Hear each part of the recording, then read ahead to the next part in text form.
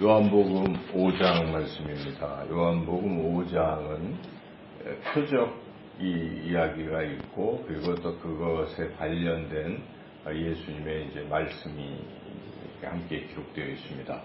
표적은 지금까지는 이제 두 번에 걸쳐서 갈릴리에서 일어난 표적, 특별히 갈릴리 가나에서 일어난 표적이었다면, 이 세 번째 표적은 유대 예루살렘에서 일어난 표적입니다.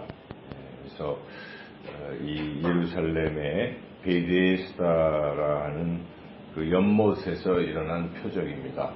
그 표적의 내용은 우리가 읽은 대로 38년 동안 일어나지 못하던, 이렇게 걸어다니지 못하던 한 오래된 병자, 도저히 고침받을 수 없는 병자가 예수님의 말씀 한마디, 일어나 자리를 들고 걸어가라 하는 한 말씀으로 순식간에 고침받는 그러한 표적, 기적 이야기입니다. 이제 이런 표적, 그런데 이제 이 표적이 안식일에 일어났다 하는 점입니다. 그래서 이런 기적이 일어났을 때 이 사람들의 관심은 그 질병을 치유하신 예수님에 대해서 이제 관심을 갖고 이렇게 해야 되는데, 거기에 대해서 관심을 갖지를 않고 그 안식일에 뭔가 했다 하는 거기에만 자꾸 관심을 갖게 돼서 결국 예수님이 주시는 하늘의 신령한 복을 받아들이지 못하게 됐다. 이제 그런 것이죠. 이 전체 내용의 골자는. 그래서 여기에 이 사람들의 관심이 어디 있느냐, 무엇을 추구하느냐 하는 것이 참 중요한 주제입니다. 사람들은 하늘에서 오는 신령한 복, 하나님이 주시는 신령한 복인 생명, 영원한 생명에 대한 관심을 갖지 않는다는 것입니다. 그것보다는 이 세상이 주는 어떤 것들에 대한 관심이 더 크고 그것을 추구한다는 것이죠. 그래서 결국 하나님의 아들이신 예수님이 오셔도 그 예수님을 믿지 못하게 된다는 것이죠. 예수님이 이것을 지적하시는 것이 오늘 말씀 가운데에 44절 말씀인데, 같이 한번 읽어보겠습니다. 너희가 서로 영광을 취하고 유일하신 하나님께로부터 오는 영광은 구하지 아니하니 어찌 나를 믿을 수 있느냐. 이게 이제 주님이 하신 말씀의 핵심입니다. 그러니까 하나님께로부터 오는 영광이 무엇이겠습니까? 그것은 영광은 아주 좋은 것이죠. 가장 귀한 것인데, 그 귀한 것은 여기 계속 예수님이 말씀하시는 것은 영생입니다. 앞에서부터 지금 1장부터 4장까지 계속 영원한 생명, 영생을 하는 하나님이 예수님을 통해서 우리에게 주시는 것인데, 예수님을 믿는 사람들에게 주시는 영생, 이 영생에 대한 관심보다는 이 바리새인이나 이런 종교인들은 자신들이 추구하는 어떤 그 율법에서부터 오는 해석, 이런 것이죠. 그래서 안식일에는 일하면 안 된다, 이런 것만 자꾸 붙들고 있는 것이죠. 본질을 놓치고 있는 것입니다. 본질. 우리가 신앙생활을 할 때 본질이 무엇인지를 잘 알아야 되는 것이죠. 그래서 우리가 예수님을 믿고 예수님이 주시는 영원한 생명, 또 하늘의 신령한 평안, 또 기쁨, 미래에 대한 또 소망, 하나님 나라에서 영원히 살 수 있는 소망, 이런 것을 우리가 관심을 갖고 교회에서도 신앙생활을 해야 되는데, 교회에 와서도 다른 것, 세상 영광을 자꾸 교회에서 얻으려고 하는 신앙, 소위 기복적 신앙을 갖게 되면 본질을 놓칠 수가 있어요. 그것도 하나님이 덤으로 우리에게 주시는 것이긴 하지만 그것은 본질은 아닌 것이죠. 우리가 좀 전에 찬송가 94장을 찬양했지만은 주 예수보다 귀한 것은 없네. 세상 부귀, 명예, 세상 행복보다 행복과 주 예수님을 바꿀 수 없다. 이 찬양 참 귀한 거 아니겠습니까? 오직 주 예수 그리스도만이 내가 추구하는 목적이 되어야 돼. 왜냐하면 예수님이 예수님을 믿는 자에게 영원한 생명을 주시기 때문에, 그것도 예수님 안에 영원한 생명이 있기 때문에 우리 삶의 모든 관심은 거기에 있어야 되는데, 그걸 추구해야 되는데 그러지 못해서 결국은 얻지 못하고 예수님을 믿지 않게 된다는 것이죠. 이 본문에 등장하는 이 표적도 내용을 보면 이제 유대인 지도자들이 그것을 보고도 이 놀라운 기적을 보고 그 기적을 베푸신 예수님께 주목하고 저렇게 38년 된 병자를 고칠 정도라면 저분이 누구신가? 저분은 하나님의 아들이시구나. 하나님의 아들로서 우리에게 영원한 생명을 주실 하나님 나라를 가져오시는 그분이구나 하고 무릎을 꿇고 니고데모처럼 그렇게 믿음으로 나아가야 되는데 이들은 그런 관심이 별로 없었던 것이죠. 자기 기득권을 지키려는 관심이 있었을지도 모릅니다.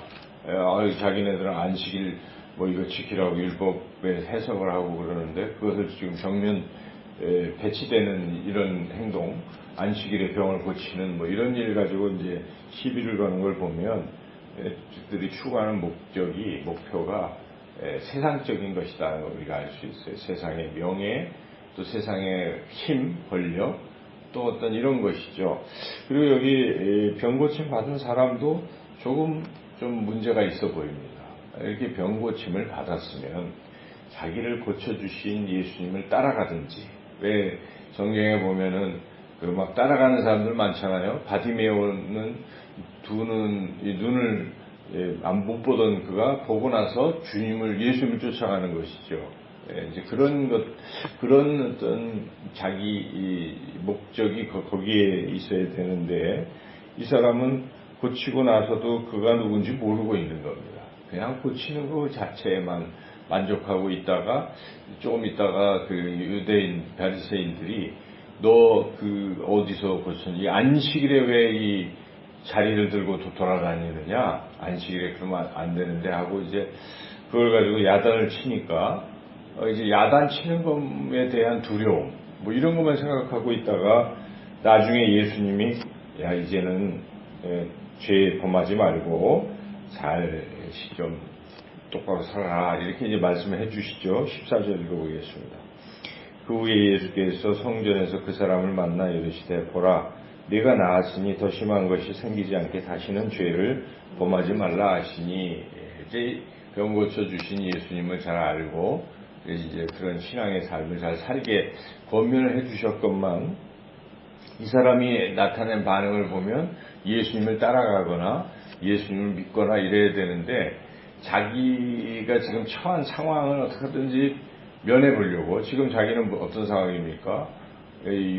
바리새인들이 자기 보고 너 안식일에 그렇게 하는 거 옳지 못하다. 10절에 보면 이런 추궁당하는 것에 대해서 회피하려고, 내가 한 게 아니고 누군가 나를 고쳐줬는데 그 사람이라는데, 그 사람 지금 만나고 나니까 바로 가서 그 소위 속된 말로 고자질을 하고 있는 이런 모습을 우리가 볼 수 있지 않습니까? 그래서 15절을 한번 읽어보겠습니다.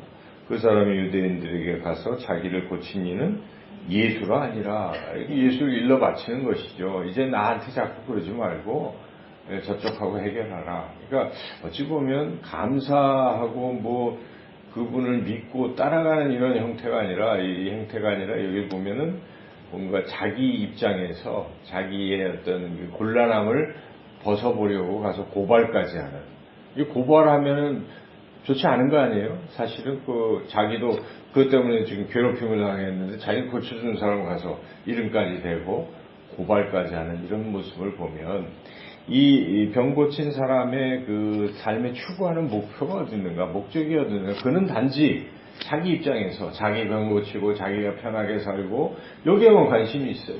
사실 병 고침보다도 더 도대체 저분이 누구시길래 하면서 그분이 하나님의 아들이시고, 그분을 믿고 이 세상에서의 이런 것보다는 영원한 생명을 얻어야 되겠다, 이런 자리에까지 나아가야 되는데, 이 38년 된 병자는 그렇게 못했다는 것이죠. 이 뒤에 예수님께서는 유대인들과 이 대화를 통해서 당신께서 누구신지, 나는 하나님의 아들이다.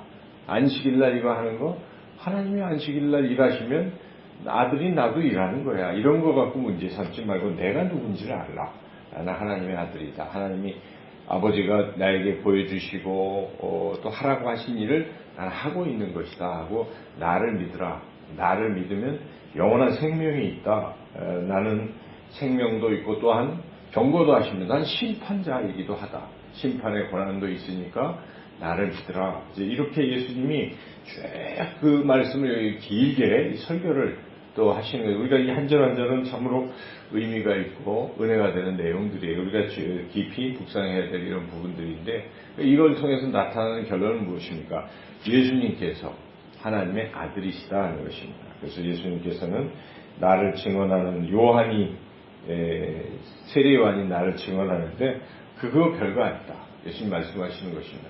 그것보다 하나님 아버지께서 나를 증언해 주시고 그리고 너희들이 지금 읽고 있는 성경도 바로 나를 증언하는 것이다. 이렇게 당신께서 하나님의 아들이실 것을 아주 확실하게 강력하게 이들에게 말씀을 해 주시고 내게 믿는 자는 영생이 있다.